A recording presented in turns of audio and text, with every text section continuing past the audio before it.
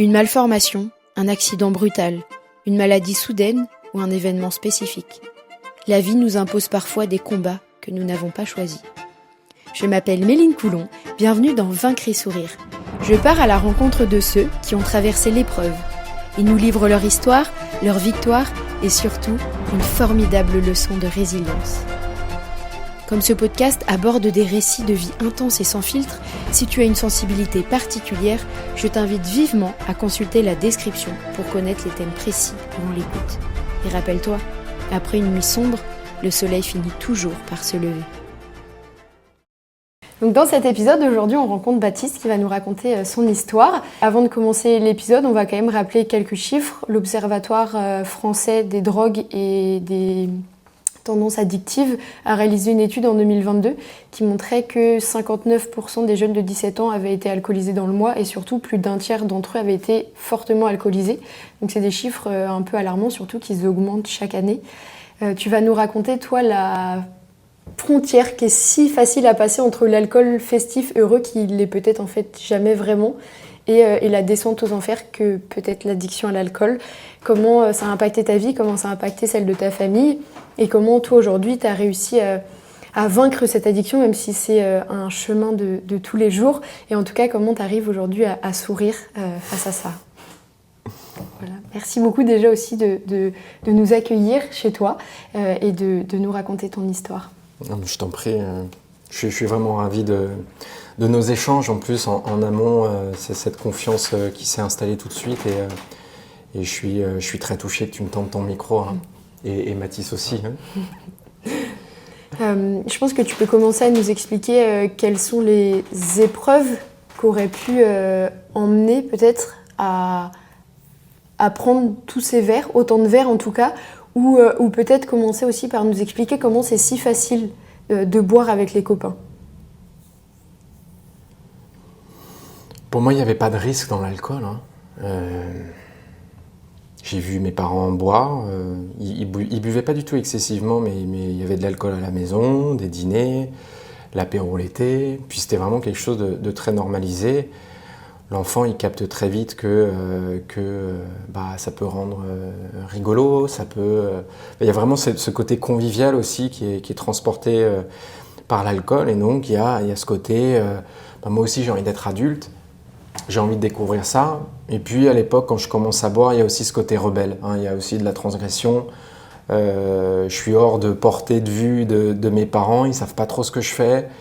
Donc la vie s'offre à moi, il y a cet inconnu qui s'ouvre et c'est assez magique ces premières fois. Ouais, on se sent adulte en plus un peu, on fait des choses d'adulte et donc... Bah ouais, ces premières fois c'est toujours génial. Il y a les potes, il y a les premières soirées, il y a cette énergie, cette exubérance qui vient et c'est associé à l'alcool très vite dans mon histoire. Ouais. Je n'ai jamais fait la fête sans boire en fait. Ma première fois s'est faite... avec de l'alcool, en faisant des before.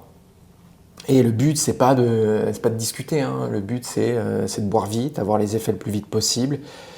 Et c'est devenu un passage incontournable, c'est devenu un art de vivre. Pour moi, la soirée ne peut pas exister sans before. Il y a ce besoin, mais je parle pas d'envie ni de kiff, en fait. Très rapidement, il y a ces montées de stress en mode, mais il est où le before ? Et c'est ça la priorité, le trouver. Il est où l'appart dispo, il est où l'endroit, le parc, trouvons un endroit, on va pouvoir se mettre une bouteille au milieu et boire. Ouais. Et je pense que c'est le cas de beaucoup de jeunes aujourd'hui, même d'adultes. Hein, c'est rare de ne pas entendre en fait, sans alcool, on fait la fête de la même façon. C'est vrai que culturellement, il y a pas mal de choses à déconstruire sur notre rapport à l'alcool. On ne se pose pas de questions. Moi, j'ai été éduqué en mode les drogues, c'est dangereux. Moi, j'étais anti-drogue. Hein. Anti-drogue, donc je ne touche pas à la cocaïne, je touche pas... j'étais un peu contre le tabac, ça me dégoûtait parce que ma maman fumait, j'aimais pas l'odeur et tout. Bon, il s'avère qu'avec l'alcool, je me suis aussi mis à la clope. Voilà, pour des raisons sociales aussi, hein. Mais j'ai pas été sensibilisé sur les risques de l'alcool. Ouais. Parce que c'est peut-être légal aussi, parce que c'est la culture française et que personne n'a envie de d'aller coller ses yeux sur un sujet problématique. Enfin, je passe un peu du coq à l'âne, mais pendant le mois du Dry January, il y a pas mal d'interviews de gens qui passent à la radio sur l'alcool, les dangers, et puis quels seraient les bienfaits de ne pas boire pendant le mois de janvier. Et ils invitent les lobbies. Et les lobbies te disent fermement qu'il n'y a pas de sujet, il n'y a pas de problème de santé en France concernant l'alcool. Ils en sont persuadés. Les chiffres que tu avances sont alarmants. Il y a 48 000 personnes qui meurent de l'alcool tous les ans. Et les gens te diront « Ah bah oui, mais ça, c'est qu'une petite partie. Il n'y a pas de risque quand on boit du bon vin. Le vin, c'est pas problématique. » Mais bien sûr que si. Dans le vin, il y a de l'éthanol. D'accord. Il y a de l'éthanol. Donc, c'est cette molécule qui est addictogène. Comme certaines drogues où on peut regarder les gens et dire ça va pas faire ça, c'est très normalisé en France de prendre un verre, d'aller au bar. Voilà, c'est quelque chose qui est perçu comme normal aussi. En fait, c'est assez lunaire quand on y pense. Les terrasses en France sont toujours bondées. Il y a toujours des pintes, des verres, des cocktails en terrasse. Transpose ce schéma-là en mode imagine ces gens-là, au lieu de boire de l'alcool, ils étaient tous en train de sniffer de la coke. Ouais, Ça nous choquerait de ouf. Pareil pour, alors j'invente, mais tu vois, cet oncle que l'on voit aux réunions de famille qui, lui, oui, on le sait, souvent il finit bourré, mais il est comme ça, et puis il est marrant, il est drôle, c'est celui qui fait rire la galerie, tout ça. Imagine, en fait, il serait défoncé à la weed. Ouais, on le regarderait complètement différemment. Mais c'est parce que on ne veut pas comprendre que finalement ce sont les mêmes choses, ce sont des drogues. Les deux sont des drogues. Mais il y a un regard différent. Et je dirais même, dans l'alcool, il y a un regard différent aussi, que ce soit un homme ou une femme. Ouais. Il y a un côté beaucoup plus stigmatisant auprès d'une maman, par exemple, qui boit. Et tout de suite, on va se dire, mais c'est une maman indigne. Elle gère mal ses enfants, c'est sale. Alors qu'un mec avec un verre à la main, c'est viril, c'est churchillien, c'est stylé, quoi. Ouais, c'est un papa cool qui se détend, c'est pas grave, quoi. Donc, en fait, j'aimerais aussi qu'on puisse déconstruire ces stéréotypes et de véritablement prendre conscience que parfois, derrière la consommation, il y a de la souffrance. Ouais. Il y a une fuite, il y a à l'origine quelque chose peut-être ou une hypersensibilité ou un sentiment d'être inadapté à la société, de ne pas trouver sa place, une souffrance que l'on cherche à masquer, que l'on cherche à anesthésier. Et l'alcool nous permet de devenir un personnage. En tout cas, ça a été mon cas. Je suis devenu quelqu'un que je trouvais digne d'être aimé, qui était capable de faire plein de choses trop stylées. Et au début, ça marche. Mais progressivement, mes circuits neurologiques, mon circuit de la récompense est devenu déréglé, c'est déréglé, la maladie s'est installée et il n'y a eu plus aucun plaisir. Oui, fallait. C'était pas une envie, j'avais un besoin. Mais très jeune, quand je te parlais du before, alors à ce moment-là, 16-17 ans, je bois pas tous les jours, je bois que en milieu festif, que le week-end. On pourrait se dire, il n'y a pas de problème. Mais c'est pas une envie. C'est un besoin. C'était les prémices de quelque chose déjà. J'ai jamais eu une relation saine à l'alcool. Ouais. Pour certaines, pour d'autres personnes, ça peut se déclencher plus tard. Moi, j'ai jamais eu une relation saine. Dès le début, c'est pour avaler, c'est pour combler quelque chose. Je n'en sais rien. J'ai pas conscience de tout ça. C'est festif, on se marre et c'est drôle. Mais ma relation à l'alcool n'a jamais été saine. Oui, avec le recul, tu te dis qu'aujourd'hui, déjà à ce moment-là, ça te permettait d'être quelqu'un d'autre et de cacher plein de choses, quoi. Je n'avais pas conscience que je cachais des choses. Oui. Je te dis ça avec le recul et les années qui ont passé. Pour moi, c'était uniquement festif. Mais si je m'étais posé la question, pourquoi tu bois ? Oui, je t'ai répondu, c'est trop bien, on fait la fête, c'est comme ça qu'on fait la fête. Mais pourquoi tu bois ? En fait, je bois pour atteindre des effets. Pour me détendre, pour masquer des angoisses, pour masquer des phobies sociales, pour masquer une introversion que j'acceptais pas, vaincre ma timidité, Et puis aussi, vraiment ce côté, me sentir aimé. J'étais très timide et avec l'alcool, ça me permettait de dépasser ses peurs, d'être vu, d'être ce petit pantin, enfin c'est pas vraiment un pantin, cette bête de foire. Ouais. Et j'adorais ce rôle-là. Ce petit rigolo. Ce petit rigolo qui transgresse, qui ose, qui a le regard des filles sur lui. Voilà pourquoi j'ai bu. Mais est-ce que c'est sain ? Oui, puis tu étais peut-être aussi ce gars, enfin, c'est vrai que c'est quelque chose qu'on entend souvent, c'est quand on raconte des souvenirs de soirée, il y en a toujours un qui prend le dessus parce qu'il a fait des conneries, parce qu'il était drôle et on se marre avec les copains rien qu'en se souvenant de cette soirée-là, etc. T'étais aussi, j'imagine, ce garçon-là. T'étais celui qui faisait rire la galerie et quand il y avait les souvenirs, t'étais tout le temps dedans, quoi. Ah, j'étais tout le temps là. Hein. Ouais. Tu vois ce que c'est le FOMO ? L'acronyme anglais, ça s'appelle The Fear of Missing Out. C'est la peur de rater quelque chose qu'on peut retranscrire aussi sur les réseaux, sur nos stories. En fait, on est dans son pieu et on regarde tous les autres faire qui a une vie de dingue et on se dit mais en fait moi ma vie elle est pourrie. Si seulement j'avais cette vie-là. En fait, ça a été aussi pareil avec l'alcool. Je ne supportais pas que des gens puissent faire la fête sans moi. Je me devais, tu vois, il y avait de la performance, tu vois, il faut être là. Et donc plus d'occasions de boire. Et on t'attendait aussi, j'imagine. Enfin, le fait que tu sois pas là, c'était pas normal. Il fallait que tu sois là parce que tu faisais partie de l'équipe et le clown aussi et des soirées, quoi. Peut-être, j'ai pas trop demandé ça à mes potes, mais j'étais tout le temps là. Ouais. Mais encore une fois, en fait, moi j'ai beaucoup de bons souvenirs alcoolisés. Je suis pas en train de dire que l'alcool c'est que de la merde. Oui. J'ai de très très bons souvenirs alcoolisés. Ces premières fois, sans qu'il y ait trop de drames ou de situations dangereuses, elles sont belles. Je me souviens encore de mes soirées. C'est intense. Il y a cette communion avec les potes. J'ai de bons souvenirs. Oui. C'est après que ça dérape. Et c'est pour ça qu'on parle de maladies progressives. On s'en rend pas compte, c'est tellement sournois. Du jour au lendemain, on se réveille et on est là à vouloir boire dès le matin, en fait, sans qu'on s'en rende compte. Oui, et c'est là où c'est déjà trop tard, en fait. C'est là où il est jamais trop tard. Oui. Mais, parfois, pour certaines personnes,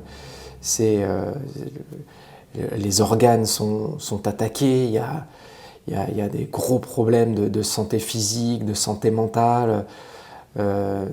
Il y a des conséquences, il y a des maladies à cause de l'alcool. En fait, l'idée, c'est pas de dire ne buvez pas, ne buvez surtout pas. Et en fait, laissons aussi les gens se créer leurs propres expériences. On va pas être dans le prohibitionnisme non plus, mais osons engager le dialogue. Ouais. Et je pense qu'il y a un rôle aussi parental, éducationnel autour de ça, parce qu'il y a des choses qui se jouent très jeunes, de discuter. Pourquoi tu bois, qu'est-ce qui s'est passé, d'expliquer ce que l'alcool te fait, en fait, neurologiquement, physiquement, d'expliquer les risques. Mais est-ce que à 15 ans, enfin je prends l'âge parce que c'est l'âge auquel tu as été confronté, mais est-ce qu'à 15 ans on a envie d'entendre ça de nos parents ou on trouve pas ça un peu moralisateur et dire oui, enfin t'es gentil mais tu me fais chier quoi, enfin j'ai pas envie d'entendre ça. Qu'est-ce qu'un adolescent aurait besoin d'entendre justement si sa consommation elle devenait pas excessive mais déjà assez importante quoi.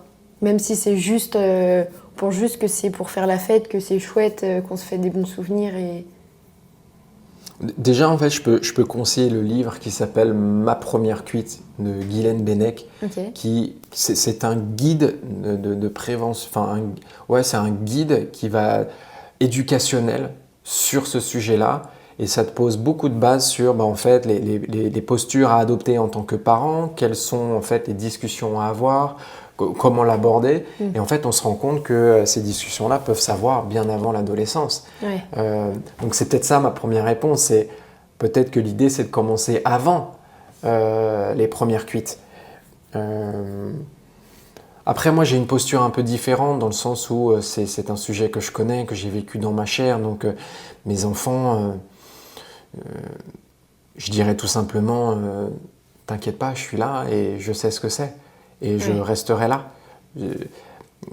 sans jugement, parce que je sais ce que c'est, parce que je sais la souffrance qu'il y a derrière et que je sais aussi qu'on a aussi le droit de se tester. L'idée, c'est de pouvoir rendre libre au maximum, mais d'être là, d'être une épaule, une béquille, si besoin. Ou s'il y a le premier blackout, je suis là et j'amène la bassine et la bouteille d'eau dans sa chambre et le rassurer. Et ensuite, quand le mal sera parti, peut-être qu'on peut engager la discussion sur ce qui s'est passé, pourquoi il y a eu perte de contrôle. Après, j'en sais rien, mais je trouve que j'ai pas peur d'avoir ces discussions-là. Ouais. Et on ne devrait pas avoir peur. Non. Aujourd'hui, on a rendu beaucoup de sujets moins tabous, comme les agressions sexuelles et plein d'autres sujets. Il y a beaucoup de sujets, où on est peut-être plus à même d'engager la discussion. Faisons pareil avec l'alcool. Ouais. Okay. Et j'ai espoir qu'en fait, au-delà du sujet de l'addiction, parce que ça peut être à l'alcool comme à plein d'autres choses, les mécanismes sont les mêmes. Mais merde, j'ai perdu mon idée. Tu couperas, Mathis. Qu'est-ce que je voulais dire ? Ça va revenir. Qu'est-ce que je voulais dire ? On parlait de sujets qui étaient tabous. Oui, c'est plus globalement, et en plus on est en 2025 et cette année-là a été actée comme l'année de la santé mentale. En fait, ce sont des sujets de santé mentale et aujourd'hui, j'espère que dans les années à venir, ça sera au moins considéré comme un manque de volonté et mieux compris, mieux accompagné. C'est délirant de se dire que, tu vois, on se casse la jambe, on va chez le médecin, normal. Oui. On a un coup de mou, on a une situation délicate au boulot, juste moins envie, et peut-être qu'il y a derrière, il y a, tu vois, des prémices de dépression, ou j'en sais rien, une épreuve. On n'en parle pas. Et puis c'est pour les cons, les psys. Oui. C'est pour les cons. Et tu es peut-être très bien placé pour parler de ce sujet, mais c'est... Ouais. Prenons soin de notre santé mentale aussi bien que notre santé physique. Et d'ailleurs, j'avais une question à ce sujet. Je pensais qu'elle allait venir plus tard, mais on l'aborde maintenant, c'est très bien. Il y a trop de gens à avoir honte d'avoir été alcoolique ou avoir été addict à n'importe quelle drogue. Je crois qu'aujourd'hui, on devrait dépasser ça, au contraire, et avancer et raconter ce qui nous est arrivé pour être d'autant plus dans la prévention. Est-ce que toi, tu as eu honte pendant un temps de raconter ce qui t'était arrivé ? La honte fait partie de l'addiction. Ça nous bouffe de l'intérieur et ça nous pousse à nous isoler davantage. Et l'alcool se délecte de cet isolement parce qu'il va prendre de plus en plus de place. L'alcool nourrit la honte nourrit l'alcool. C'est évidemment qu'il y a un sujet très très touchy sur la honte. Moi, j'avais tellement honte de ne pas savoir me contrôler, d'être toujours celui qui avait des frasques. Et puis les drames que j'ai pu vivre dans l'alcool, on nourrit cette mésestime, on nourrit de l'autodestruction, de l'autoflagellation, un manque de confiance en moi que j'essayais de soigner par l'alcool. Mais c'est l'alcool qui crée tout ça. Et la honte, oui, je la comprends tellement. Qu'est-ce que je comprends les gens qui ont honte de simplement dire « moi aussi je suis concerné ». Je ne parle pas forcément de déballer toute une histoire, c'est pas forcément ça l'idée, mais c'est de juste un premier mot, juste une première fois. Et cette honte, j'ai réussi je ne savais pas que j'allais réussir à la dépasser, mais dans les groupes de parole. Oui. Les groupes de parole, on peut appeler ça des espaces sûrs, des safe spaces où il n'y a pas de jugement, où il y a beaucoup d'humanité, il y a des regards.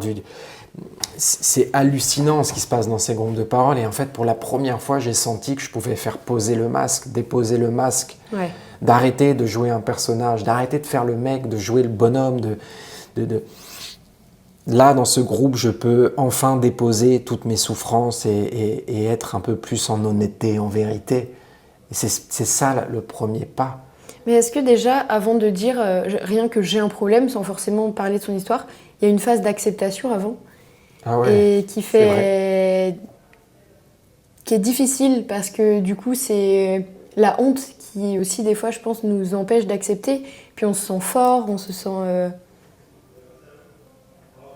Ça peut aussi faire partie du déni, hein, cet orgueil qui nous pousse à croire qu'on va maîtriser, qu'il n'y a pas de problème, t'inquiète, je gère, toutes ces phrases qu'on peut entendre et plein d'autres. Je ne pouvais pas avouer ma défaite. Ouais. Je suis un mec qui a été éduqué en mode un mec c'est quelqu'un qui doit rester debout, un mec c'est quelqu'un qui est fort, il y a de la performance, il y a aucune place pour l'émotionnel, pour dire que ça va pas. J'ai pas les mots pour exprimer la souffrance, donc je me muraille, je me mets des couches de pansement et je crois que c'est ça qui va me rendre plus fort. Et en fait, c'est une gangrène à l'intérieur, c'est pourri à l'intérieur. Et ça se propage. Mais oui, effectivement, tu as raison, avant de pouvoir pousser la porte des Alcooliques Anonymes ou d'un autre groupe de parole, il y a un paquet de chemin à faire. Ouais. D'acceptation, de réaliser que je suis malade, d'accepter mon impuissance, d'accepter que je n'en peux plus déjà. Oui, aussi. En fait, j'essaye de mettre beaucoup d'humain là-dedans. Il y a de la souffrance et pour moi, il n'y a rien de plus humain que de chercher à dépasser grâce à un produit extérieur qu'on va ingérer. Tu vois, d'avoir ce côté super pouvoir ou de fuir quelque chose, d'anesthésier, de mettre son cerveau en pause. Enfin, il n'y a rien de plus humain oui. à chercher à fuir dans quelque chose. À la base, c'est quelque chose de profondément humain. Sauf que l'alcool est addictogène, l'alcool comprend des risques, comme d'autres addictions, hein. Et on prend des risques. Et peut-être qu'au final, si au début ça a été une solution, un soulagement, ensuite c'est le problème. Ouais. Et une fois que tu as atteint la sobriété, est-ce que tu as gardé cette honte d'être passé par là, de dire aux gens, aujourd'hui je bois plus d'alcool parce qu'en fait je peux pas, parce que je suis malade de l'alcool. Est-ce qu'il y a toujours cette honte où finalement on se dit j'ai réussi à m'en sortir et je dois être fière de ça. Enfin, s'en sortir, c'est un grand mot, mais en tout cas aujourd'hui j'en suis sortie et je dois être fière de ça. C'est un long chemin avant de dépasser entièrement la honte. Je pense que, pour être transparent, je pense qu'il y a certains épisodes qui me bousculent, en tout cas, ou qui font ressurgir de la souffrance, peut-être de la honte. C'est juste qu'aujourd'hui, ça ne définit plus. Et bien sûr, le temps fait bien les choses, mais il y a aussi eu cette conscience d'accepter de l'aide et de me faire aider, aiguiller par des superbes personnes qui m'ont aidé à prendre confiance en moi ou à prendre confiance dans ce chemin, dans ce processus. J'ai eu honte du regard porté sur moi, de la société qui juge constamment j'avais l'impression que j'avais une étiquette sur le front, alcoolique et pour autant il y a eu aussi une énorme libération à poser enfin le terme. Oui. Enfin j'accepte cette étiquette aussi, j'accepte enfin peut-être une part de moi, cette nature addictive, cet alcoolisme, j'accepte. Ça a été une libération aussi, hein. Oui. Le début, une porte s'ouvre et c'est l'inconnu et je suis effrayé. Je ne sais pas ce qui va arriver, je ne sais pas comment je vais y arriver. Je ne sais même pas si ça va être mon dernier verre quand j'arrête. Je ne sais pas où ça va m'emmener. René arrive. Oui. Regardez-moi cette beauté. Salut René. Il a raison, il est majestueux. Ouais, viens ici. Même si tu risques peut-être de gêner. Il fait partie du décor. Oui, tu sais pas, t'as pas conscience que c'est ton dernier verre. Le jour où tu le prends. Non, mais tu vois, et moi y compris, je m'attendais à ce que l'abstinence soit positive, meilleure énergie. Enfin, on te vend des choses qui, dans mon cas, ne sont pas arrivées au début. j'étais lessivé. Oui, tu te prends surtout dans la gueule tout ce que tu voulais pas forcément et que tu cachais par l'alcool, quoi. Oui, tu te prends des claques assez monstrueuses il y a tout qui ressurgit, tout ce que tu essayais d'anesthésier remonte à la surface et t'étais un écorché à vif. Et c'est hyper douloureux. C'est pas facile, hein. C'est pas facile. Il y en a qui, c'est peut-être plus facile que d'autres. Et je trouve qu'on n'en parle pas assez. Ouais. Parce qu'on va être confronté à des difficultés et donc on va se dire, mais... puis je me suis dit, moi aussi, je me suis dit, mais en fait, c'est encore plus hardcore que de boire. Ouais. L'abstinence, c'est insupportable. Oui, parce bon, que l'alcool aussi était insupportable, mais... Oui, mais j'imagine que tu as à la fois le corps qui vit la difficulté sans l'alcool, et en plus tu as les démons qui reviennent que tu peux plus cacher. Pendant un temps, tu as les deux qui doivent se mélanger, Enfin, c'est une petite mort, c'est un deuil, c'est une mise à nu qui est terrorisante. Ouais. Et donc c'est hyper important, voire même essentiel, de se faire accompagner, de se faire aider. Jamais j'aurais pu m'en sortir, en tout cas d'accumuler des jours d'abstinence sans aide, sans soutien amical, sans soutien familial, sans les groupes de parole. Ça se soigne par le lien. Je sais pas si cette phrase je sais pas plus si cette phrase est écrite dans le livre, mais c'est une maladie qui se soigne par le lien. C'est vague, mais c'est tellement juste. On en parle d'ailleurs du livre. Tu as écrit un livre, ouais. Avoir trop trinqué, ma vie s'est arrêtée, où tu expliques ton histoire, mais tu vas beaucoup plus loin que ça. Tu expliques vraiment tout ce qui se passe à l'intérieur de toi. C'est pas juste un témoignage comme tu me l'as bien précisé tout à l'heure. Est-ce que tu veux bien nous raconter ton histoire, ce que tu racontes dans le livre ? Je raconte comment on peut passer d'un enfant qui ne manque de rien, qui a été aimé, des parents ensemble, d'une enfance merveilleuse à Londres. Comment est-ce qu'on passe de cet enfant qui était très épanoui à un alcoolique en très peu de temps, avec une série de ruptures, une série de drames qui ont ouvert les vannes. Et je n'avais pas les mots pour exprimer cette souffrance. J'ai préféré la taire. J'ai préféré mettre ça sous le tapis, soi-disant pour faire la fête, soi-disant pour me déconnecter de la réalité. J'ai bu pour m'oublier, j'ai bu pour me détruire. Et je voulais plus exister. Est-ce que tu veux nous parler de ces drames ? Oui, je sais juste pas si on a le temps, hein, mais si on a peut-être le temps. La première rupture, ça peut paraître anecdotique, mais c'est un déménagement brutal entre Londres et la France, où je change de système scolaire et je suis perdu. Je sais pas où est ma place, je suffoque. Et l'alcool vient rentrer dans cette vulnérabilité-là où en fait je peux oublier la pression scolaire, oublier la pression familiale. Je le dis avec du recul, hein, à 15 ans, quand je commence, moi j'ai juste l'impression de faire la fête, c'est fun et tout. Aujourd'hui je sais bien qu'il y avait une envie de se libérer de cette prison, en fait, tu vois. Donc j'ai commencé à boire, c'est devenu très ritualisé. Besoin de boire tous les week-ends, très jeune. Et ensuite, j'accélère, mais il y a la mort de mon papa à 19 ans, de manière aussi très brutale, qui ouvre les vannes, notamment parce que il n'y a plus sa présence, il n'y a plus ses règles, il n'y a plus son autorité, il n'y a plus mon garde-fou. Bon, notre relation était très conflictuelle, j'avais beaucoup de mal à le rendre fier, beaucoup de mal à savoir comment exister, trouver ma place en sa présence. Lui absent, j'ai ce sentiment que je vais enfin être libre. Ouais. C'est ce qui m'a poursuivi, je ne sais pas si tu l'as compris aussi, ou si c'est bien exprimé, mais j'ai besoin de me sentir libre. Ouais. Et l'alcool me permet d'avoir ces instants où tout est possible. Et donc, je peux être libre sans papa, mais cette liberté est associée à l'alcool, donc je bois.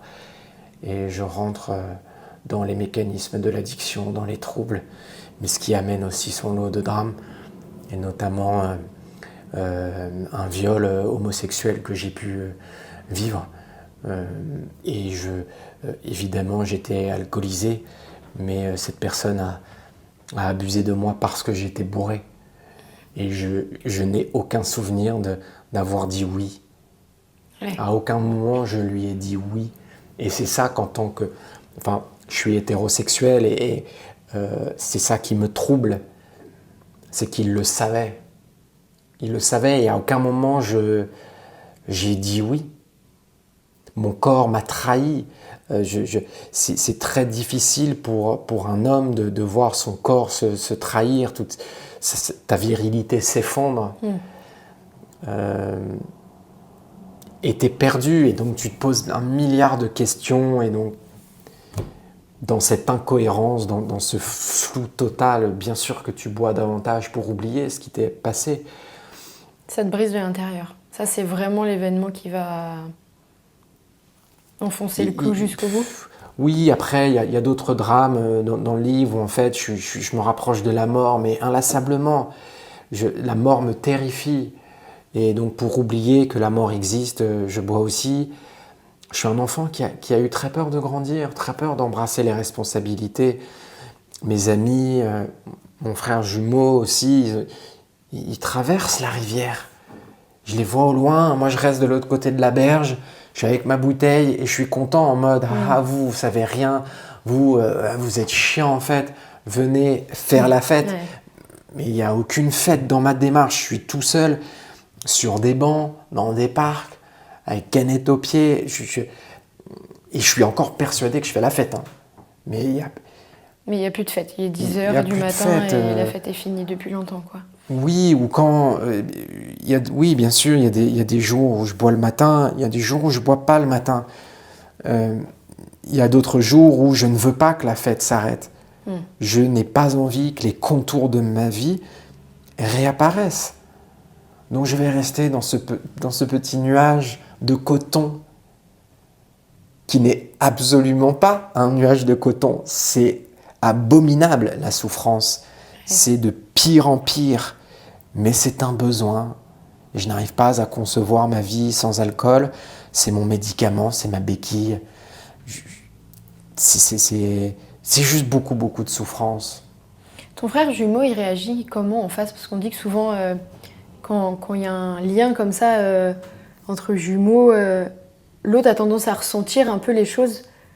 Je sais qu'à un moment dans ton livre, t'en parles quand ton frère est à San Francisco. Je crois que c'est ça. Là, à San Francisco, il a été... il me l'a dit après. Hein. On a une relation pudique qui tend à aller vers le mieux depuis que papa est mort et depuis qu'on a appris tous ensemble à se serrer les coudes entre frères et avec maman. Donc on est beaucoup plus à l'aise avec nos émotions, mais avec Marin, à cette époque-là, une relation très pudique. Mais je sais qu'il a été blessé dans sa chair aussi. Et c'est ça, cette intimité, cette intime relation où en fait on souffre avec. On se réjouit avec, mais on est blessé avec. Et Marin, qui vivait loin, à San Francisco, s'est senti complètement démuni. Mais aujourd'hui, on est très présents l'un pour l'autre et je suis vachement fier de notre relation. De toute façon, je suis vachement fier de ma famille, tellement heureux d'avoir ces frères, d'avoir cette mère, tolérant, pas dans le jugement. Ça m'aide, ce sont des piliers. Hein. Ouais. Oui, parce qu'aujourd'hui, t'es sobre depuis 10 ans. Oui. Et ouais, c'est impressionnant. Et pourtant, est-ce que ça reste un combat, alors peut-être pas de tous les jours, mais est-ce que tu as encore des moments où des fois c'est dur, où tu repenses, quand des fois il y a les souvenirs qui remontent et que tu te dis en fait finalement, aller un verre ça me permettrait d'oublier? Ce qui me permet d'évacuer le doute, ce sont toutes ces histoires de personnes que j'ai pu rencontrer qui avaient 10 ans, 15 ans, 20 ans d'abstinence et qui se sentent guéris. Et là, le doute s'immisce, la porte s'ouvre et ça commence à grignoter. On se dit, mais elle va rien me faire, cette pinte. Ou à Noël, elle va rien me faire, cette coupe de champagne. Ça va, quoi. Je me suis suffisamment prouvé. Et ça repart. Et je trouve ça important, en fait, de se rappeler que, pour vulgariser, les chemins dans mon cerveau, toutes ces lumières qui peuvent s'allumer en mode alcool, ces chemins, ils restent. On parle de maladies chroniques. Il suffit d'un verre pour réveiller tous ces chemins. L'idée de l'abstinence, c'est de se donner la chance de se créer d'autres chemins de récompense qui vont être très rocailleux au début et ensuite devenir plus lisses, plus grandes. Ça devient des autoroutes. Et aujourd'hui, pour moi, c'est pas un sujet. Je suis pas assailli par le manque, c'est fini. C'est vraiment pas un sujet. D'accord. Alors, oui, parfois j'ai envie. Très rare. C'est très rare, mais la porte se ferme très vite. Et c'est plus du tout une épée de Damoclès au-dessus de moi comme avant. Je me sens véritablement libre. Est-ce que tu te dis quelque chose pour refermer cette porte? Est-ce que tout de suite, je sais pas, aujourd'hui tu as un petit garçon, tu te dis, en fait, j'ai plus cette possibilité de juste penser que je suis fort et j'y vais. Est-ce que... Oui, certainement que ce que j'ai construit aujourd'hui valide à tous les jours. Mon choix de l'abstinence, d'être présent, de pouvoir construire, ne serait-ce que de me délecter de l'absence de gueule de bois. En fait, c'est un bijou ce truc. Enfin, c'est sous-coté l'absence de gueule de bois. Tellement morbide, putain, c'est infernal. Ce sont des états que je veux plus connaître. Après, humblement, je peux reconnaître que ça peut arriver. Ça peut arriver. Je ne vais pas promettre que je ne vais plus boire de toute ma vie. Mais c'est cette humilité qui me sauve. En mode, je suis impuissant. Et ma vie me montre que je suis impuissant. Et quand j'ai des idées, j'appelle ça des idées furtives, parce que ce n'est pas du tout obsessionnel comme avant, mais c'est, ah tiens, là je pourrais le mériter. Ou souvent ça arrive quand je me sens un peu trop seul. Par exemple, je suis amené à faire un peu le tour de France dans mon activité pro. Bah oui, je peux arriver dans des petites villes avec le café, le PMU en face de la gare. Et je me dis, mais personne n'en saura rien. Et dans cette solitude, je me dis, mais why not? Là, c'est toi face à toi, en fait. Ouais, mais dans cette projection, et c'est ça qui me sauve aussi, dans cette projection, est-ce que, Baptiste, tu sauras déguster? Est-ce que tu sauras en profiter de cette bière ou de ce verre? Même après 10 ans, la réponse est claire. C'est une évidence pour moi. Je l'engloutis, cette pinte. Je n'ai pas envie... Je l'engloutis. Et donc, ça veut bien dire qu'au fond de moi, l'alcool, c'est toujours une relation malsaine. Et c'est OK. Parce qu'avec le temps, on se détache énormément de l'alcool. Et je suis à l'aise pour dire que j'ai une relation malsaine à l'alcool, encore dans l'abstinence. C'est juste que c'est plus un sujet. Ça ne m'obsède pas. Je vis très bien, libéré. D'ailleurs, ça me fait penser à une discussion que j'ai eue avec une psy. On parlait de c'est quoi être heureux. Et vaste sujet. C'est un vaste sujet, et tout le monde a sa réponse. Et moi, je me disais, en fait, peut-être que je suis heureux aussi parce que je souffre plus. Quelqu'un pourrait me répondre, mais c'est pas très optimiste, cette définition. Moi, en fait, ça fait du bien d'être à l'équilibre. Et deuxième point, elle me dit, peut-être que être heureux, c'est tout simplement avoir le choix. C'est vrai. Et ça m'a touché. Ça m'a touché parce que je pense que oui, quand on a le choix, on est heureux. Et moi, vis-à-vis de l'alcool, j'ai le choix. Maintenant. J'ai retrouvé. À l'époque, tu n'avais plus le choix, en fait. Ça prenait tellement sur toi qu'en fait, c'est elle qui décidait, c'est elle qui avait le contrôle, quoi. Je ne voulais pas le reconnaître, mais j'étais le pantin de l'alcool qui me dominait, qui occupait toutes mes pensées, qui dictait mes envies, quoi faire, quand faire, comment organiser mon emploi du temps. Tout était en fonction de l'alcool, soit de la consommation, soit de la récupération. Mais c'est H24. Ça a été quoi le déclic? J'en ai eu des centaines. Le vrai, le dernier. Le dernier. Le dernier. D'ailleurs, c'est intéressant. C'était quoi tous ces centaines de déclics au final qui n'en étaient pas un? Est-ce qu'aujourd'hui, avec du recul, tu peux te dire, en fait, ça aurait pu être le 101e, mais il y a eu ça en plus où... J'étais au bout. C'est peut-être difficile, enfin c'est peut-être con à dire, mais c'est un discours qui revient souvent et en même temps c'est vrai. J'ai l'impression d'être arrivé au bout. Le corps est capable d'encaisser tellement. On le voit bien dans beaucoup de formes d'alcoolisme fonctionnel où il y a besoin de boire pour fonctionner. C'est hallucinant les quantités ingurgitées. C'est hallucinant chez certaines personnes. Le corps, il encaisse jusqu'à ce qu'il puisse plus. Le corps lâche et moi je pourrais pas expliquer pourquoi cette fois-ci c'était la dernière. Peut-être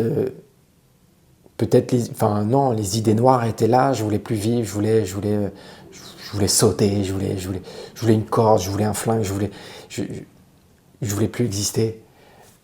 Et peut-être que ce qui m'a sauvé, ça a été la présence de ma maman qui n'a jamais cessé de m'aimer, même si je me sentais si différent et si indigne. Le mouton noir de ma famille, elle n'a jamais cessé de m'aimer. Et c'est dans un instant indescriptible, quasiment hors du temps, où elle vient et je suis en cuite et elle me parle des Alcooliques Anonymes. Sans juger. Et ce qui m'a fait du bien, c'est que ma souffrance, elle a été vue. Oui. Parce que j'imagine que toi, quand tu devais te voir dans le miroir, tu vas dire de toute façon, je suis qu'une pauvre merde. En plus, je fais souffrir ma famille. Pourquoi ils m'aimeraient? Pourquoi ils... Ouais.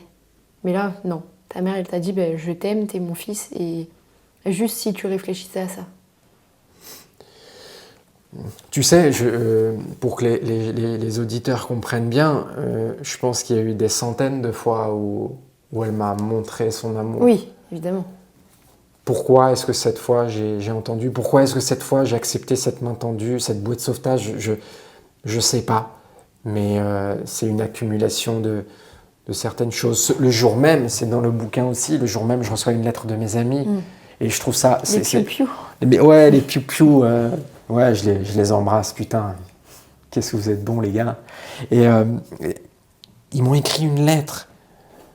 Pas pour me dire Baptiste est qu'une merde, mais pour me dire on comprend que tu souffres. On comprend pas tout. Peut-être qu'on est maladroit, mais on sera là. Ouais. Et c'est cette présence combinée de mes véritables amis, de ma maman. En 24 heures, j'ai dit, en fait, je suis peut-être pas si seul que ça. Le lien, ça sauve. Et j'ai beaucoup de chance. Est-ce que tu dirais, du coup, que des fois, quand on est confronté à ça, on essaie d'aider une fois la personne, 2 fois, 3 fois, on voit que ça marche pas, puis on se dit, de toute façon, en fait, ce qu'on fait, ça marche pas. Est-ce que tu aurais tendance à dire, mais si, en fait, faut le faire 100 fois, 500 fois, un jour, ça peut marcher? Et juste continuer à lui apporter de l'amour et lui dire, si tu as besoin, on est là, on comprend que tu puisses souffrir, on est avec toi. Je pense que c'est déjà important de se documenter sur cette maladie pour comprendre les rouages, les mécanismes. Et c'est dur, je te l'accorde, parce que si c'est familial, il y a de l'émotionnel en jeu. Donc c'est difficile de faire la part des choses avec toute la colère que l'on porte, toute son impuissance, toute son inquiétude. C'est difficile à porter. Donc se documenter, mais aussi accepter qu'on ne sera pas un sauveur. On ne va pas sauver. Notre rôle, c'est peut-être juste d'accompagner et d'avoir confiance dans les graines qu'on sème, avec des limites. Tout le monde a des limites. C'est une maladie familiale. Le risque, c'est que tout le monde plonge. Dans beaucoup de familles, c'est le cas. Tout le monde plonge. Donc l'entourage peut aussi et doit se sentir digne d'accepter les soins aussi pour eux, d'avoir leur espace, leur cadre thérapeutique, leur exutoire. C'est essentiel de se documenter, d'être là avec ses limites, de poser clairement le cadre et de faire confiance dans les graines. Et pour te donner, j'en suis témoin de ça. On aurait pu croire que ça servait à rien de discuter avec moi. Je claquais des portes, j'envoyais chier les gens. Combien de fois j'ai eu des discussions où en fait j'étais pas prêt et donc j'ai fui. Mais aujourd'hui, je m'en souviens de ces fois-là. Je me souviens et je suis en gratitude la plus immense envers ces personnes-là qui peut-être se sont dit « Ouais, il est chiant parce qu'il ne m'écoute pas et il est, De toute façon, il en a il est rien à infréquentable. foutre, Ouais, il en a rien à foutre, il est infréquentable, c'est une cause perdue, tu vois. Ça, plus ça, plus ça, plus ça, plus ça, plus ça, ça germera peut-être pas de la manière qu'ils attendent, hein. Mais ça a germé pour moi. Et dans mon activité pro de patient expert, où j'accompagne des personnes qui souffrent d'alcoolisme, j'ai une confiance absolue. Ça ne veut pas dire que cette personne s'en sortira, mais j'ai confiance dans ce cheminement, dans ce lien, dans cette présence qui sauve. Oui. Et j'ai pas réponse à tout. J'ai pas la recette miracle. Tu vois, comme toi, on n'a pas la recette miracle, mais parfois on a simplement besoin que notre souffrance soit vue. Oui. Et c'est troublant parce que parfois je ne sais pas quoi répondre face à la souffrance de l'autre, mais j'accueille. Oui. Et il y en a beaucoup qui veulent être entendus et pas forcément être compris et accompagnés, etc. Mais rien que, ok, on m'a écouté là, on s'en est pas fichu de ce que je pouvais penser. Et ça ramène aussi à cette idée d'amour. Si on m'écoute, c'est que on s'intéresse à moi, c'est que je suis pas non plus cette sombre merde ou personne même, ou déjà on m'écoute. Exactement. Et du coup, donc, ta maman, elle te dit, et si tu pensais aux alcooliques anonymes? Et c'est quoi tout chemin pour devenir patient expert? Par quoi t'es passé? Quels ont été les... Et combien de temps ça a duré aussi? Je vais te faire une réponse longue. Très bien, c'est ce qu'on aime. J'ai pensé que l'abstinence me sauverait. Okay. J'ai pensé que l'abstinence allait régler tous mes problèmes. J'explique dans mon livre à quel point c'est une fausse croyance, ou que parfois, en fait, dans certains parcours, il y a une grande douleur dans l'abstinence, parce qu'il y a cette mise à nu, parce qu'il n'y a plus de fuite, parce qu'on apprend à accueillir les émotions. Et ça c'est un beau bordel, en fait. Donc, au début, ça a été difficile, et j'ai cru que j'allais quand même, abstinent, que j'allais pouvoir continuer, que j'allais arriver à continuer à faire les mêmes choses juste sans alcool. Ouais. Notamment professionnellement, où en fait il y avait cette exigence dans mon milieu, où en fait il y a le beau CV, les belles études, les potes font ci ou ça, et c'est très rigide comme choix, donc en fait je vais faire la même chose. Un peu style, Baptiste il est prédestiné à être responsable marketing d'une belle boîte, ou bosser en finance, en conseil, enfin tu vois ce type de parcours. Donc j'ai essayé dans l'abstinence de suivre ce chemin-là, et j'ai vécu une énième dépression, un cri de mon corps, un cri de mon âme peut-être, d'un désalignement. Ouais. Tu n'es pas fait pour ça. Ton hypersensibilité, écoute-la d'abord, ton hypersensibilité, accueille-la, écoute-la. Et c'était 2 ans d'abstinence, nouvelle dépression. Je me dis, non mais c'est pas possible en fait. Et mon cœur me disait de transmettre. Ouais. Et ma place, je savais pas encore qu'elle serait là, mais il y avait un petit balbutiement de ta place, elle est peut-être là. Alors vu que j'avais pas les mots pour prendre la parole en public, j'ai choisi l'écriture. Et de là est né ce livre, qui m'a aussi réparé, qui m'a sauvé la vie, ce livre. Notamment dans l'acceptation de ma véritable nature d'hypersensible, et d'être beaucoup plus à l'aise avec mon hypersensibilité, mes émotions. T'as appris à t'aimer, quoi. J'ai appris à m'aimer, même si c'est encore en cours. Et puis je pense que c'est le chemin de toute une vie. Oui. Parfois, je suis encore très dur avec moi-même. Je suis encore suivi thérapeutiquement. Et je dis pas encore en mode c'est un fléau. Aujourd'hui, j'aime. Oui. J'aime cette introspection.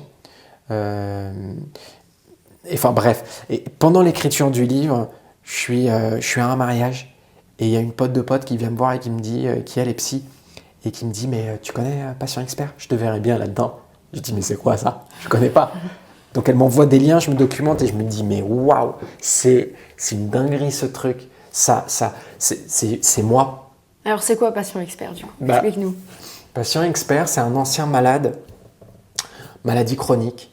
Donc ça peut être addiction, mais ça peut être d'autres formes de maladies chroniques. Donc moi je suis patient expert addictologie. J'ai suivi une formation à l'hôpital Bichat qui m'a à la fois appris une forme d'expertise médicale, tu vois, comment discuter avec les médecins, les mots techniques, comprendre un peu les mécanismes, comment fonctionne un peu le cerveau, tout ça. Un apport théorique et aussi un apport pratique où on t'apprend en cure, dans des stages pratiques, on t'apprend à structurer ton savoir expérientiel, structurer ton histoire et apprendre à faire le yo-yo des allers-retours entre qui tu étais avant et qui tu es aujourd'hui. Le but en fait du patient expert, c'est très émotionnel, c'est très expérientiel, c'est de se brancher là où se trouve la personne qui te sollicite. Donc c'est pas du tout une relation verticale ou en mode oui, je suis sur mon piédestal, voilà, et puis tu vas me rejoindre et puis voilà comment tu vas faire. Non, c'est t'en es où? Et qu'est-ce que tu ressens aujourd'hui? Et on va essayer de créer l'identification, on va essayer de créer un lien, on va essayer d'avancer main dans la main. Et bien sûr qu'il y a ce yo-yo parce qu'il y a besoin d'espoir un petit peu. Oui, il faut. Et donc main dans la main, mais t'inquiète, ça va le faire, je connais le chemin. Est-ce que ça a été dur pour toi au départ de te dire, alors c'est très, je pense que c'est pas bien exprimé, mais voilà, j'ai été comme ça. Waouh, j'ai été comme ça. Ah, de faire les allers-retours justement. De voir des gens que t'accompagnent et de te dire waouh, moi j'ai été comme ça aussi pendant un temps quoi. J'ai été autant mal. J'ai pu me mettre dans des états aussi forts. Bien sûr, ça réveille des choses, mais ça ne me met plus en situation d'autodestruction. Ouais. Il y a beaucoup de distance maintenant. D'où le soin, ça existe. Hein. Je le dis sincèrement, c'est possible de s'en sortir. Enfin, c'est une rémission, mais c'est possible de se libérer de ça, de se libérer de ces chaînes. Mais alors moi j'accueille, et bien sûr que la souffrance me touche, ça touche ma propre chair, mais on a tant besoin de plus de douceur, on a tant besoin de plus d'humanité au regard on peut même parler c'est générationnel quand on voit les statistiques des étudiants qui souffrent et des problèmes de santé mentale chez les étudiants, mais c'est abyssal. La souffrance, elle est là, que ce soit l'addiction ou d'autres formes de fuite ou d'autres formes de maladies mentales. C'est partout, ça touche tout le monde, ça discrimine personne. Ouvrons les yeux et essayons de moins juger. Et typiquement, avec l'alcool, d'accueillir la non-consommation, d'arrêter de pointer du doigt, d'arrêter de penser que cette personne est chiante. Ouais. Pas du tout. Moi, je suis chiant quand je bois. Je suis chiant quand je bois. Tu veux pas me parler quand je suis bourré. Ouais. Je suis inconséquent. Je suis chiant. Je radote. Je raconte la même blague. C'est pas drôle. Moi, je me trouvais drôle. Oui. Mais non, je suis chiant dans l'alcool.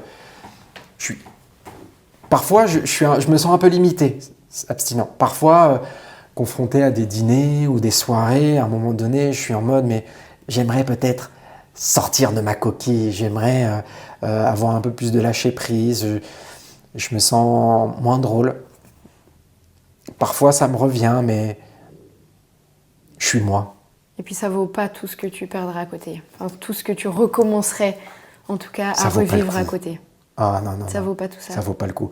Aujourd'hui, alors j'invente, hein, mais en termes de pourcentage, aujourd'hui, je pense que 96 et 97% de ma vie, enfin, je sais pas comment dire, mais ça se passe bien. Ouais. Il y a 3% où en fait, il y a peut-être parfois des moments où il y a du doute. Puis je dirais comme tout le monde, enfin, on a tous aussi des moments dans la vie où c'est dur, on sait pas, on a tous un vécu et je pense, enfin, au final que t'aies eu ce problème, que t'aies cette maladie. Est-ce que tu dis que tu as encore cette maladie? Ouais, je suis indépendant. Ouais. Est-ce Je suis dépendant à l'alcool.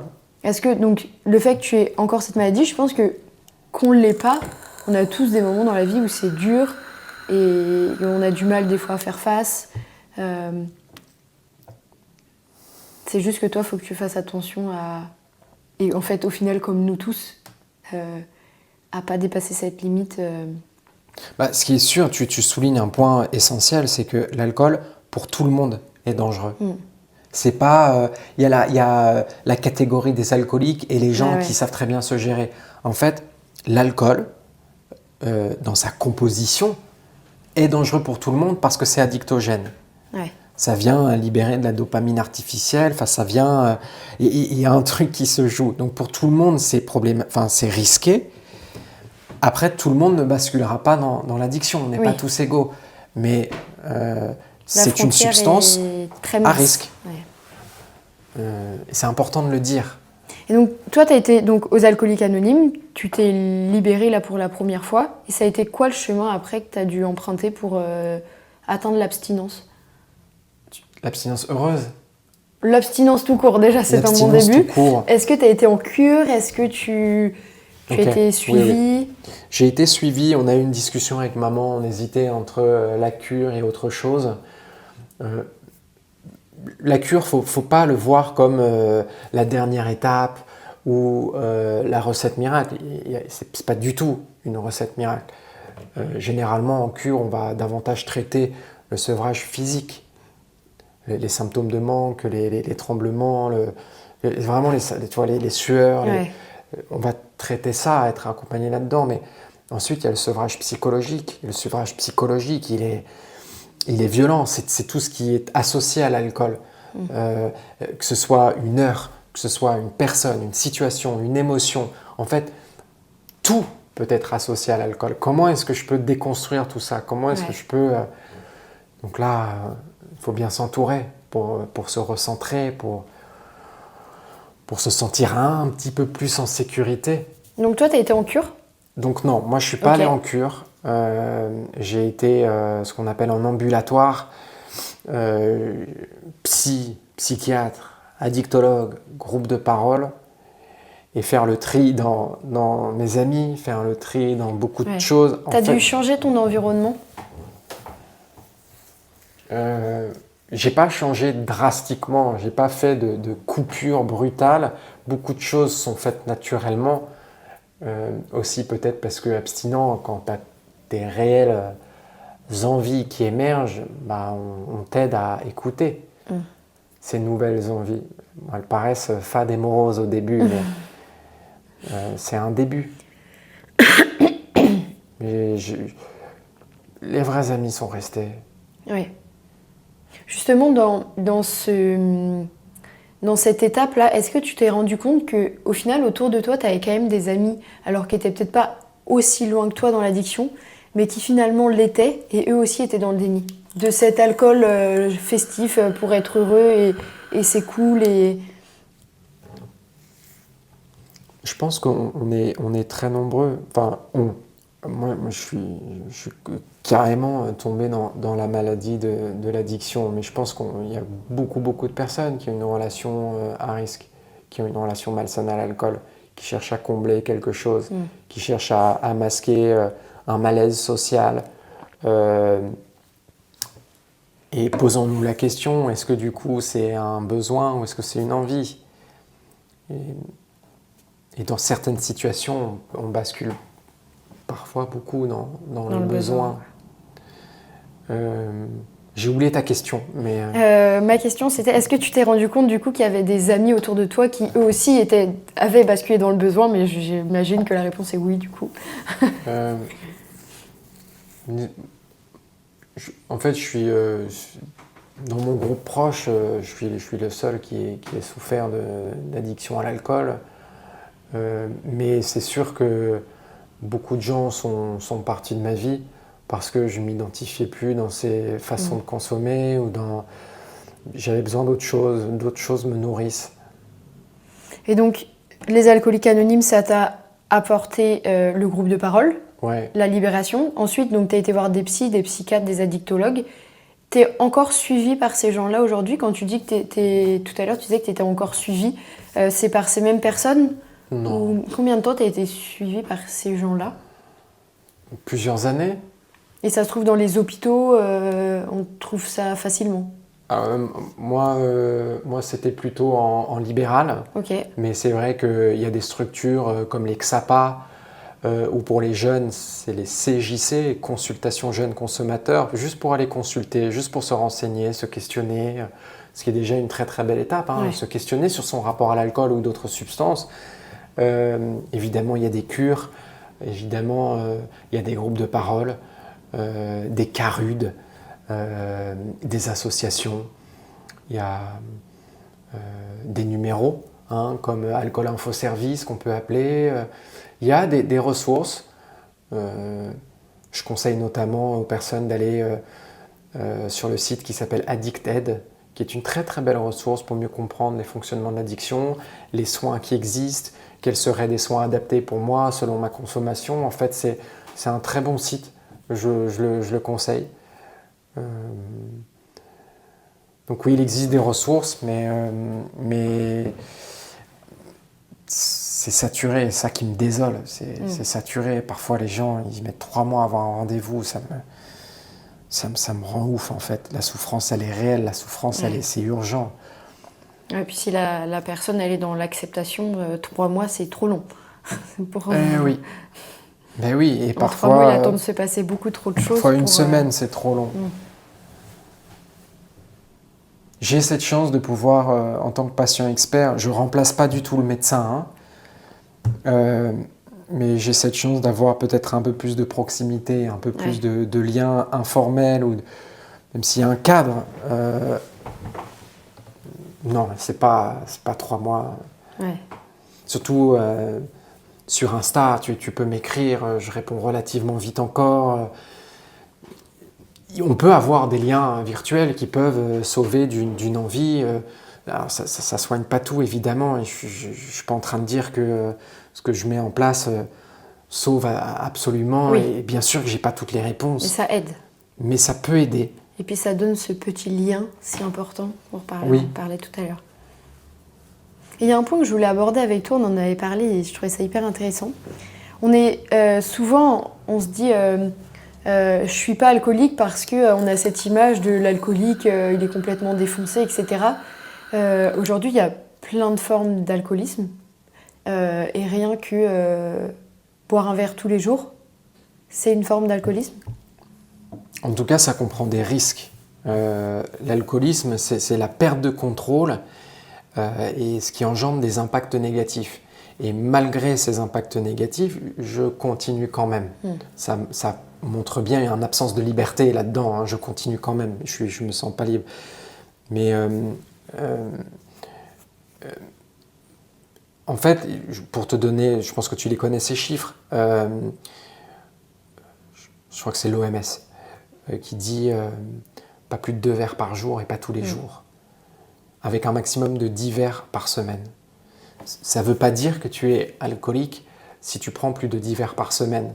Là, on parle juste des impacts négatifs sur ma santé physique.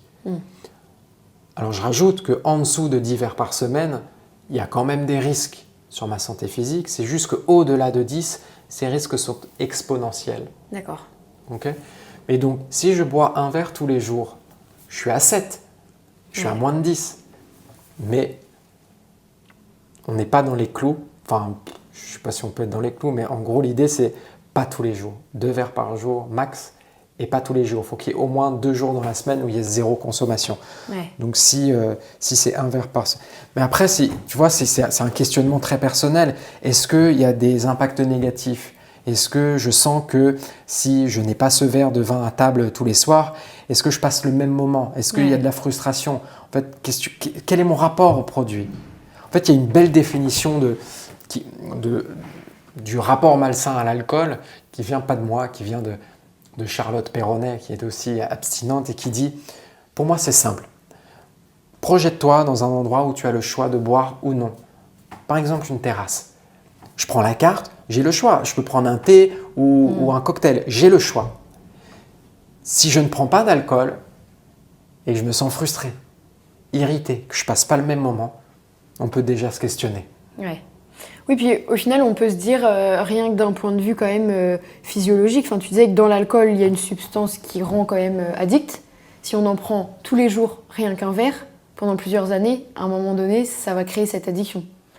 En tout cas, je prends le risque. Ouais. Oui. Ah ouais, c'est très vicieux l'alcool. Et c'est là où en fait on a aussi dans cette société, et tu disais, enfin, j'imagine tout un aspect marketing derrière, mais en fait tant qu'on n'est pas complètement défoncé, pour la majorité des gens, il y a zéro problème d'alcool, quoi. Parce que non, enfin je bois pas le matin. Et pour autant, il y a des personnes qui sont qui ont ce qu'on appelle l'alcoolisme fonctionnel, qui vont paraître totalement normaux, qui vont fonctionner grâce à l'alcool uniquement. Et donc ça ne va pas se voir. On peut être l'odeur, mais à part ça, très fonctionnel. Il y a pas de, c'est pas visible. Oui, c'est presque quand ils boivent pas en fait qu'on les trouve différents. Quoi. Exactement. Mais oui, enfin, ça pose la question aussi de ce que l'on caractérise comme juste festif, mais qu'on dit ah oui, bah moi ça va, je suis peut-être juste un peu alcoolique mondain, quoi, mais ça va, quoi. Bah, si tu organises ton emploi du temps et si genre le jeudi soir tu frétilles parce que tu n'as encore rien et que tu es obligé de combler cette soirée-là et que tu dois organiser un dîner le lundi et en sortant du taf, toujours un petit verre avant d'entrer à la maison, et bah ça va, je bois pas tout seul. Ouais. Mais en fait, ce qui est ouf, c'est que imagine quelqu'un qui boit seul dans sa piole une bouteille de vin.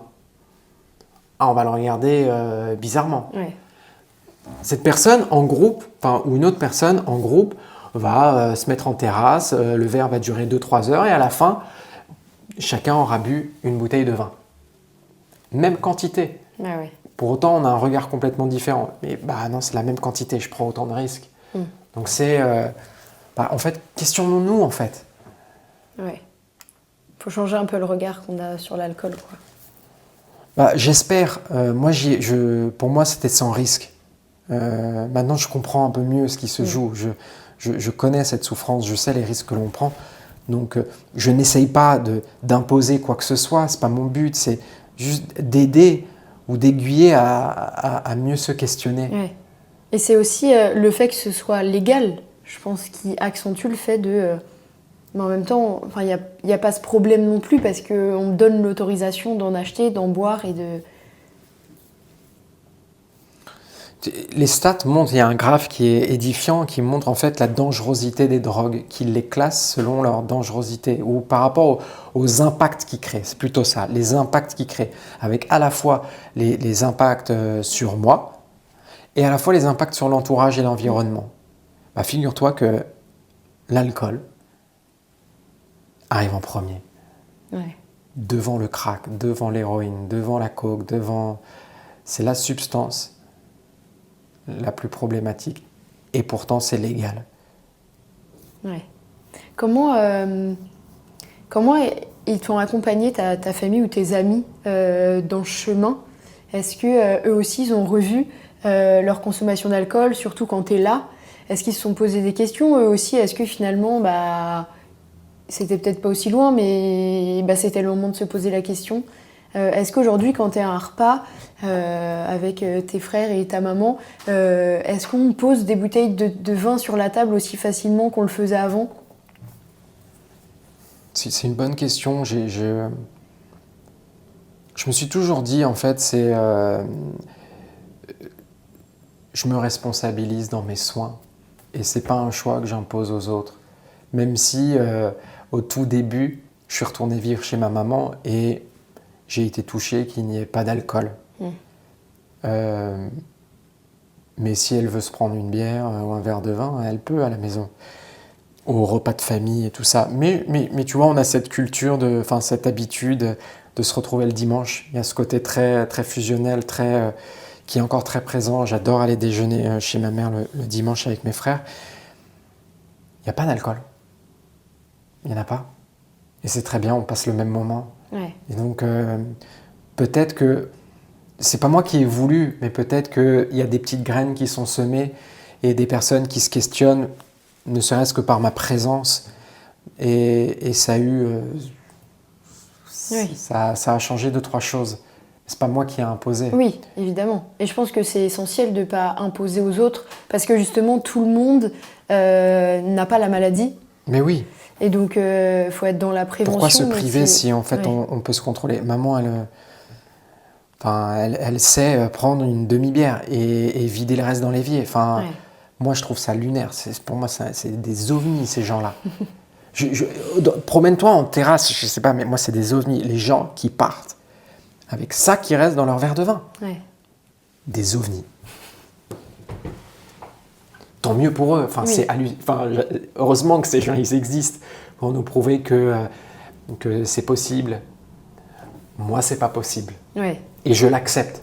Et c'est un point qu'on n'a peut-être pas abordé, mais en fait, cette frustration de constamment se comparer à une personne normale, comme si une personne normale pouvait, tu vois, consommer de l'alcool. Ouais. C'est une question que j'ai souvent, genre, est-ce qu'un jour tu comptes reboire? Est-ce que peut-être que définitivement tourner la page, définitivement tirer un trait sur cette maladie, pourquoi est-ce que tu ne reprendrais pas l'alcool? En gros, ça va, t'as pas bu pendant 10 ans, Ouais. ça va. Non, je me crée ma propre normalité. Je suis très heureux dans mon choix. L'idée n'est pas de se comparer à quelqu'un qui arrive à se contrôler. Je n'ai jamais su me contrôler. Mais dès le début, ce qui me faisait ce qui me faisait arrêter au tout début, à 15 ans, c'est l'horaire de mon père qui me disait « tu rentres à minuit ». Et je respectais parce que j'avais peur de lui. Mais imagine, il me donnait 3 heures du mat. Mais bien sûr que je continue à boire. Donc déjà, tu vois, dès ces premières fois, il y a une perte de contrôle, il n'y a aucune satiété. Ouais. C'est toujours plus. Donc non, en fait, j'ai appris à ne pas jalouser. Tu vois, être jaloux de ces gens. On est tous différents. On est tous Il faut différents. l'accepter. Et moi, je comprends les risques. Je sais que moi, j'y arrive pas. Et c'est OK.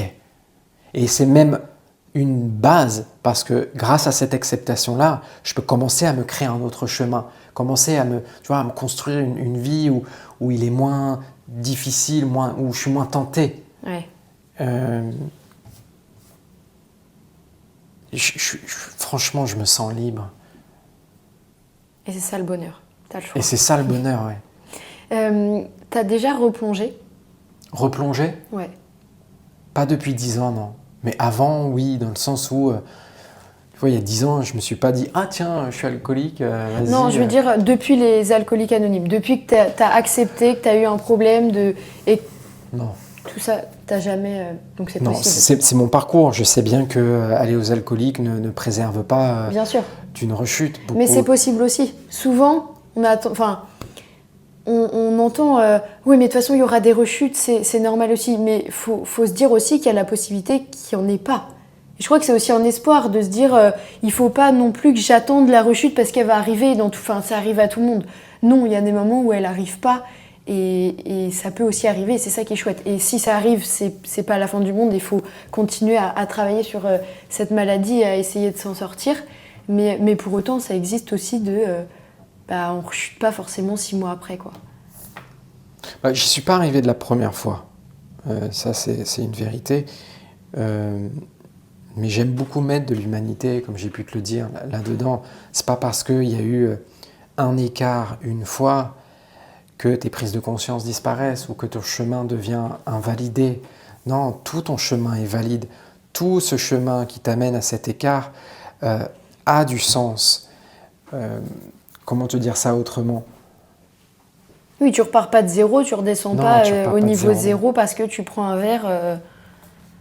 Je suis pas en train de valider la rechute. Évidemment, on essaye de prévenir de ça. Mais c'est pas quelque chose qui te rend indigne ou qui te fait croire que tu es un échec ou qui te fait croire que c'est pas pour toi l'abstinence. Le plus important, c'est de rester proche des soins, de rester dans ce maillage ou dans ce sérail en fait de soins qui va t'aider à sortir la tête de l'eau plus vite que si tu recommences à t'isoler. Parce que là, l'alcool va reprendre toute la place. Faut jamais s'isoler. Toujours garder le lien. Toujours garder le lien, même si c'est dur, même si tout ton corps te crie que tu serais mieux seul à aller vers ce que tu connais. Et vers ce que tu connais, Donc l'alcool, c'est pas forcément ce qui est bon pour toi. C'est le système nerveux, il est fait comme ça, c'est un truc de baiser en fait. Il va aller vers ce qu'il connaît. Et il s'en fout de savoir si c'est bien, mal, sain, malsain, zone de confort. Ouais. Ton épouse aujourd'hui, tu l'as rencontrée pendant... Hors alcool. Hors alcool. Elle m'a jamais connu bourré. Et tu lui as tout de suite... Est-ce que c'est quelque chose qui a été très rapide? Enfin, tu lui as très rapidement expliqué tout ton vécu? Ou finalement, non, parce que c'était pas le moment. Je pouvais pas me cacher, j'étais déjà en train d'écrire le livre. Donc c'était vraiment un projet qui avait pour viser d'être public. Non, je lui ai dit tout de suite. Je lui ai dit, pas tout, hein. Oui. Mais je lui ai dit tout de suite, au moins sur mon alcoolisme et sur l'absence d'alcool qui allait avoir dans mon corps. Enfin, donc oui, je lui ai dit tout de suite. Et bon, chacun fait comme il peut, comme il l'entend. Mais je trouve qu'il y a... l'abstinence, c'est pas que l'arrêt de l'alcool. L'abstinence, c'est un chemin de vérité. Et à commencer par une vérité envers soi-même, tu vois. Être honnête envers moi-même, je suis impuissant devant l'alcool. Et donc, à quoi ça sert de mettre des masques en société ? Moi, en fait, c'est ça qui m'a sauvé, en fait, de faire tomber le masque, de me créer un cercle privé et un cercle pro où je n'ai pas de masque à mettre. Et je te parlais il y a maintenant 1 heure peut-être du respect ou tu vois, c'est peut-être du respect. Je ne sais pas si c'est du respect, mais en tout cas d'accueillir mon hypersensibilité. Ouais. Mon hypersensibilité ne peut plus être niée, ne peut plus être oubliée. C'est ce qui fait moi. Donc j'essaye de me créer un environnement où je peux, tu vois, où je ne vais pas masquer mes émotions, où je vais être vrai. Et je crois que c'est... moi, j'accompagne beaucoup et je pense que c'est un vrai maître mot. En fait, tant qu'on ne s'aime pas, on ne peut pas avancer. Et je crois que quand on s'apporte de l'amour, on est capable de dire je suis comme ça, je suis comme ça, je suis comme ça. Et c'est très bien aussi. Et je crois que ça fait partie de ce chemin de... Alors, on ne se dit pas forcément tous les jours dans le miroir je t'aime, mais... Non, loin voilà. de là. Mais on est là en train de se dire mais je suis comme ça. Et en fait, vouloir être une autre personne, ça ne sert à rien. Et il faut que... je sois, et que j'accepte aux yeux des gens d'être tel que je suis vraiment à l'intérieur. Et j'ai même envie de te dire, c'est très juste ce que tu dis, en fait, ça se renouvelle, ce travail. On est amené à évoluer, c'est la nature humaine, on évolue, c'est très normal. On va vivre des nouvelles épreuves, on va vivre des nouveaux traumas, des cicatrices. Ce chemin d'introspection, cette quête presque, de vérité pour ma part, ça se renouvelle. Il y a des moments où je me désaligne, forcément. Il y a des moments où, inévitablement, ça peut m'arriver de mettre un masque, mais je suis en conscience. Oui. Et c'est peut-être la base de tout. D'abord, être en conscience sur ces mécanismes, de les identifier. Et ça, waouh, mais célébrons ça déjà ouais. Cette prise de conscience. Et ensuite, s'il y a souffrance, osons accepter de l'aide. On a le droit. Oui, et puis se rappeler qu'on est humain, on n'est pas des robots non plus. Et donc, la ligne de perfection est compliquée. Non. Ce qui est dur pour moi, parce que mon père, c'est quelqu'un qui m'a transmis cette quête de perfectionnisme, d'exigence très très violente envers soi-même. Donc j'essaye de déconstruire ça, mais parfois ça me revient. Au moins il n'y a pas d'alcool. Au moins il n'y a pas d'alcool qui vienne brouiller les progrès thérapeutiques ou qui viennent accentuer peut-être la colère que je peux éprouver.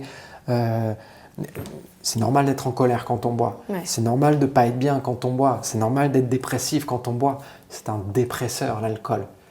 C'est normal, ces choses-là. Ouais. Et dans enfin bref, je me perds un peu, mais... Non, mais je crois que c'est aussi se dire, c'est aussi accepter à un moment donné d'être assez... de vouloir être assez fort pour faire face à ses propres démons sans avoir quelque chose qui vient nous aider à côté.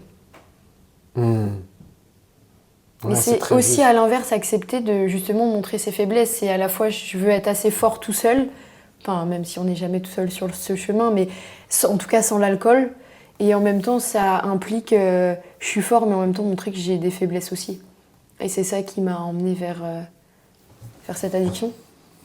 Mais c'est très vrai. Je dis que le courage, c'est pas de tenir debout. Pour moi, le courage, c'est de regarder ses vulnérabilités en face. Ouais. C'est d'oser demander de l'aide. C'est d'accepter les mains tendues. Ça, oui, c'est du vrai courage. Ouais. Et je le dis, parce que tu vois, il y a de la honte à accepter de l'aide, il y a de la honte, et puis je suis indigne, je mérite rien. Bah, au moins tu es là. Et au moins il y a cet échange, il y a cette vulnérabilité que tu m'exprimes. Qu'est-ce que c'est courageux en fait, cet instant-là, déjà. Ouais. C'est vrai. C'est beau. Non mais c'est vrai, c'est très profond et je crois que des fois on a tendance aussi à toujours, avec l'ère des réseaux sociaux, mais je pense déjà avant, faut aller toujours plus loin. Alors que en fait, déjà la première marche de tout l'escalier qu'on doit monter, on a déjà monté une marche. Exactement. Et je crois qu'on le met plus assez en avant aujourd'hui. On met trop souvent en avant d'être au sommet et on n'explique pas et on n'encourage pas la petite marche qu'on vient de monter. Après ça c'est un autre sujet, mais je pense qu'on a une culture de l'échec pas dingue en France. Je dis ça, mais j'entrerai pas dedans. Mais qu'accompagne cette difficulté à aller demander de l'aide, à se rendre faible à un instant T pour être plus fort après. Ouais. La naissance de ton petit garçon, elle a marqué un cap. Forcément, c'est un chamboulement, un bouleversement, mais c'est la continuité. Ça n'a pas non plus été une rupture, bien sûr, qui renouvelle les raisons pour lesquelles j'ai envie de ne pas boire, pour lui donner tout ce que je ne peux pas lui donner si je bois. À commencer, en fait, c'est deux choses. C'est très simple. C'est de la présence et de l'amour. De la présence et de l'amour. Et en fait, on a tous besoin de ça. On a tous besoin seulement de ces deux choses-là. Bon, peut-être de manger aussi. Mais si je bois, je ne peux pas lui offrir ça. Ouais.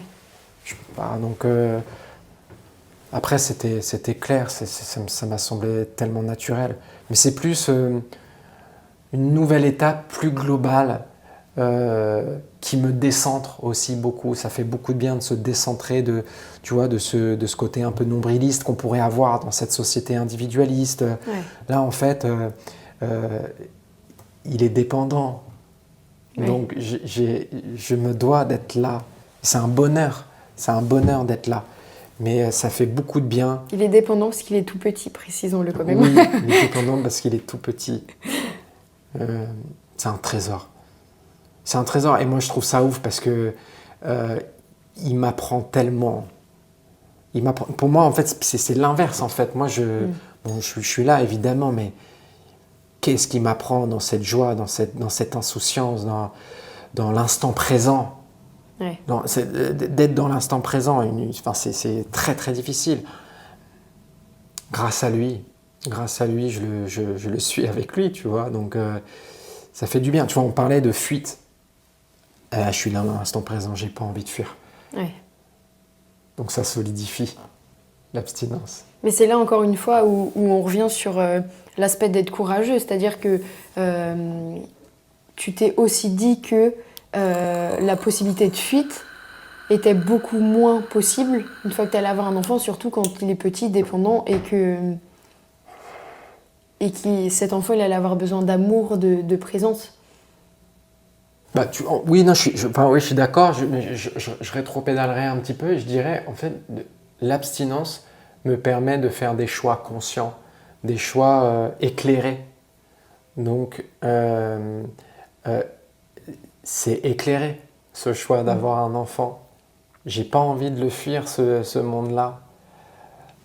Non, mais c'est grâce à l'abstinence. En fait, je ne suis rien sans. L'idée, c'est pas de se dire, Baptiste, il s'en est sorti, waouh, on le fout sur un piédestal. Pas du tout. Je suis, comme tout le monde, à une gorgée de retomber. Hein. Je dis ça très humblement. Je suis sur le même chemin que tout le monde. Sans l'abstinence, je ne suis rien. Sans l'abstinence, qui je suis ne peut pas éclore. Et je ne peux pas être à l'aise. Tu vois, je ne peux pas être à l'aise, cheminer à être à l'aise sur cette éclosion, accepter qui je suis sans l'abstinence. C'est la base de tout.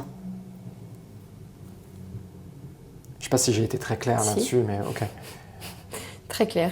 Est-ce que tu as quelque chose à dire, le mot pour la fin? Pas tant que ça. En fait, je me suis fait la remarque il y a 10 minutes. En fait, je voulais tout simplement te remercier parce que c'est hyper rare les gens qui écoutent. Merci. Et je te remercie pour ton écoute et de m'avoir laissé la place. Et je me sens un peu confus parce que peut-être que je t'ai pas assez laissé de place. Non, c'était très bien. L'objectif, c'était que tu racontes ton histoire et c'est fait. C'est très bien fait. Merci pour cet échange. Merci à toi. Et je te souhaite vraiment d'éclore aussi au travers de ce projet et de continuer avec Mathis, hein, de continuer. Mathis derrière les caméras. Ouais, qui est là, qui n'a pas fait un bruit. Tu vois, de continuer à construire. C'est beau. Merci beaucoup. Toi aussi, je te souhaite plein de belles choses, de continuer ce bon chemin, ce beau aussi chemin, à la fois dans ta vie privée, dans ta vie professionnelle. Merci. Bravo pour tout ce que tu as fait, bravo pour ton courage, ta force et ta faiblesse aussi. Ça me touche. Merci beaucoup. Merci d'avoir partagé ce moment fort avec nous. Si tu penses que cette histoire peut aider quelqu'un autour de toi, envoie-lui cet épisode. C'est peut-être le message d'espoir dont cette personne a besoin aujourd'hui. Et pour soutenir le podcast, n'hésite pas à laisser 5 étoiles ou un avis sur la plateforme sur laquelle tu l'écoutes.